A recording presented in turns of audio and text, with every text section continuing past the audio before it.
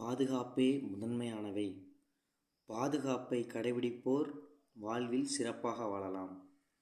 இப்போ நம்ம பார்க்க போகிற டாபிக் என்னன்னு பார்த்திங்கனாக்க பிபிஇ. பிபிஇயை ஆல்ரெடி நம்ம லாஸ்ட் டாப்பிக்கில் பார்த்தோம். அதை பார்க்குறதுக்கு முன்னாடி இந்த பிபிஇயை கையாளுறதுக்கு முன்னாடி அந்த ஐஎஸ்ஓ கோடு, இந்தந்த பிபிஇக்கு ஐஎஸ்ஓ கோடு இருக்குது. அந்த ஐஎஸ்ஓ கோடு உள்ள பிபிஇயை பயன்படுத்துறது நல்லது. அதாவது இந்தியன் ஸ்டாண்டர்ட் கோடு, சரிங்களா?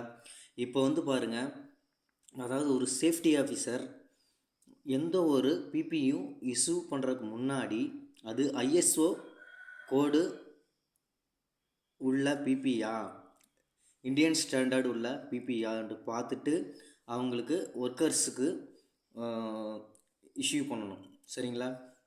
இப்போ ISO code for PPE safety equipments. இப்போ ஒவ்வொன்றுக்கும் என்னென்ன ஐஎஸ்ஓ கோடு இருக்குது அப்படிங்கிறத பார்க்கலாம். இப்போ பார்த்திங்கனாக்கா மெட்டீரியல்னு எடுத்துக்கங்க. மெட்டீரியல் ஐஎஸ்ஓ கோடு. இப்போ மெட்டீரியல் ஹெல்மெட்டாக இருக்கட்டும், ஹெல்மெட்டோட ஐஎஸ்ஓ கோடு என்னென்னு பார்த்தீங்கன்னாக்கா 2925. செகண்ட் ஒன்று பாருங்கள், safety shoes. Safety ஷூஸோட ISO code என்னென்னு பார்த்தீங்கன்னாக்கா 15298, சரிங்களா? அடுத்து தேர்ட் ஒன்று பாருங்கள், ஏர் பிளக். ஏர் பிளக்கோட ஐஎஸ்ஓ கோடு என்னென்னு பார்த்தீங்கன்னாக்கா 9167, சரிங்களா? ஃபோர்த் ஒன்று ஹேண்ட் க்ளவுஸோட ஐஎஸ்ஓ கோடு என்னென்னு பார்த்தீங்கன்னாக்கா 6994, ஓகேங்களா? அடுத்து ஃபிஃப்த் ஒன்று காகிள்ஸோட ஐஎஸ்ஓ கோடு என்னென்னு பார்த்தீங்கன்னாக்கா 5983, சரிங்களா? அடுத்து sixth one full body harness இருக்குது பார்த்தீங்களா? ஃபுல் பாடி ஹார்னஸ்னு பார்த்தீங்கன்னாக்கா அதோட ஐஎஸ்ஓ கோடுன்னு பார்த்தீங்கன்னா 3521. அடுத்து seventh one welding face shield. Welding face சீல்டோட ஐஎஸ்ஓ கோடு என்னென்னு பார்த்தீங்கன்னாக்கா 8521. அடுத்து எயித் ஒன்று கிரைண்டிங் வீல். கிரைண்டிங் வீல் இருக்குது பார்த்தீங்களாக்கா? கிரைண்டிங் வீலோட ஐஎஸ்ஓ கோடு என்னென்னு பார்த்தீங்கன்னாக்கா 1991, ஓகேங்களா?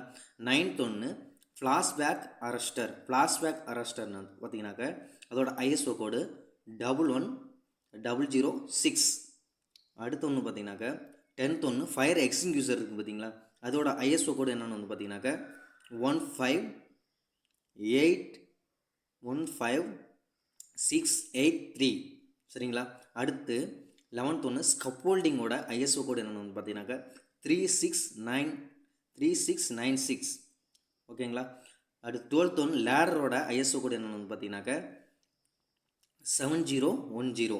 இப்படி எல்லா பிபிஇக்கும் ஐஎஸ்ஓ கோடு இருக்குங்க. அதாவது இந்த இந்தியன் ஸ்டாண்டர்ட் கோடு, அந்த கோடை இருக்கிற பிபிஇ பார்த்தீங்கன்னாக்கா அங்கீகரிக்கப்பட்ட பிபிஇ.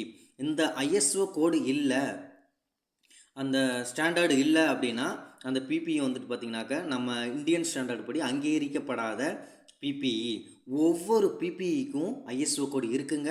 ஒரு மாடலாக நான் இந்த பிபிஇயை ஒரு மாடலாக ஒரு குறிப்பிட்ட ஒரு 12 இதை எடுத்துக்காட்டி நான் இப்போ அந்த ஐஎஸ்ஓ கோடை விவரித்து காட்டியிருக்கேன். ஒவ்வொரு பிபிஇக்கும் இந்த ஐஎஸ்ஓ கோடு இருக்குது. அந்த ஐஎஸ்ஓ கோடு உள்ள பிபிஇயை மட்டும் நம்ம பயன்படுத்தணும். ஏன்னா அதை ரிசர்ச் பண்ணி அது எந்த அளவுக்கு எந்த அளவுக்கு பார்த்திங்கன்னா குவாலிட்டி இருக்குங்கிறத பார்த்திங்கன்னா நம்மளுக்கு அந்த ஸ்டாண்டர்ட் படி நம்ம கொடுத்துருந்துருப்பாங்க, சரிங்களா? இப்போ இந்த டாப்பிக்கில் பாருங்கள், பிபிஇஸோட ஐஎஸ்ஓ கோடை பற்றி நம்ம தெரிஞ்சுக்கிட்டோம். நெக்ஸ்ட்டு அடுத்த டாப்பிக்கில் பார்த்திங்கனாக்கா நம்ம அதோட அந்த பிபிஇஸோட ஒவ்வொரு ஒர்க்லையும் எந்தெந்த மாதிரி பிபிஇஸ் யூஸ் பண்ணலாம், ஒர்க்குக்கு தகுந்த மாதிரி பிபிஇஸ் இருக்குங்க. இப்போ வெல்டிங் ஒர்க்குனா அதுக்கு தகுந்த மாதிரி பிபிஇஸ் யூஸ் பண்ணணும். ஹைட் ஒர்க் பண்ணுறோம்னா அதுக்கு தகுந்த மாதிரி பிபிஇஸ் யூஸ் பண்ணணும். எந்தெந்த பிபிஇ எதுக்கு தேவைப்படுதுங்கிறத நம்ம நெக்ஸ்ட்டு வீடியோஸில் பார்க்கலாம், சரிங்களா? பாதுகாப்பே முதன்மையானவை, அதை கையாளுங்கள், சிறப்பாக வாழலாம்.